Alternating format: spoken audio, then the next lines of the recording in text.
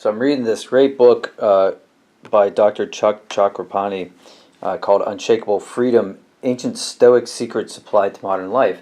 And basically what it's doing is it's trying to explain the ancient philosophy of Stoicism and how we may apply that to modern life. But I came across something that was interesting in the book.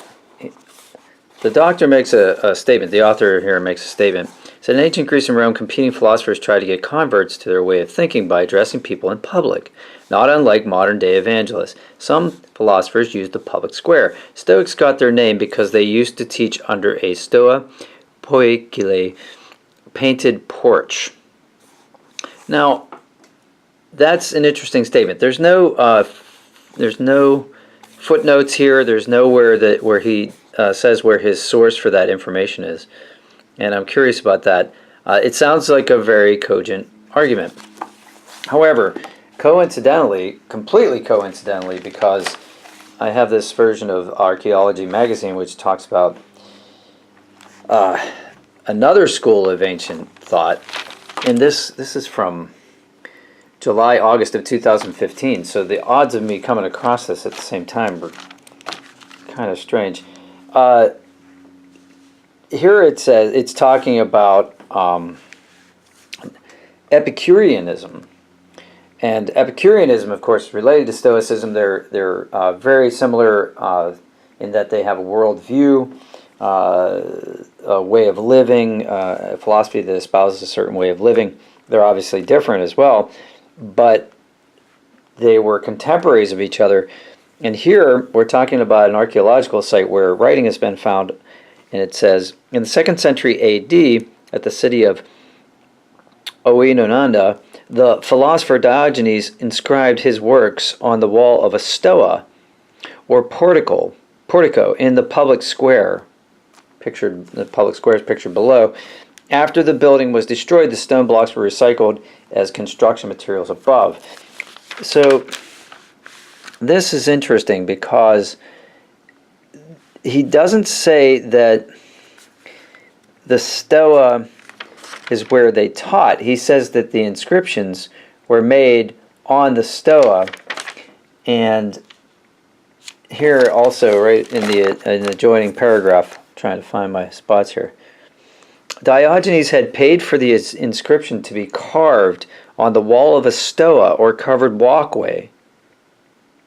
Not a porch, but a covered walkway that probably once stood in one of the town's public squares. He makes plain that he hoped Oinonandans and visitors alike would make a close study of his words and come away converts to the Epicurean school of thought.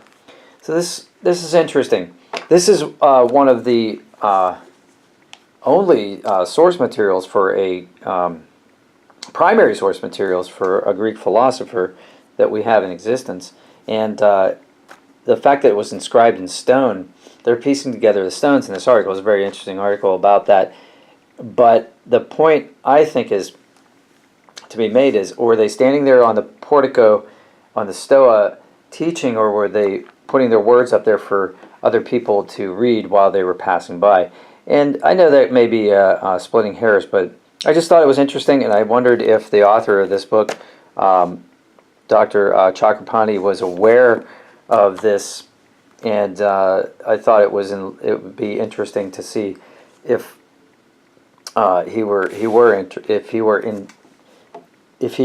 willing to amend his argument to say that Stoicism may have come from a writing on a stoa instead of the teaching on the stoa. But I don't know. Maybe he has some historian who says that that's how they did it. I'd like to see that source. Here's a reconstruction of the pieces that they found and how they look like they were arranged on that wall, that people could have read the Epicurean philosophy.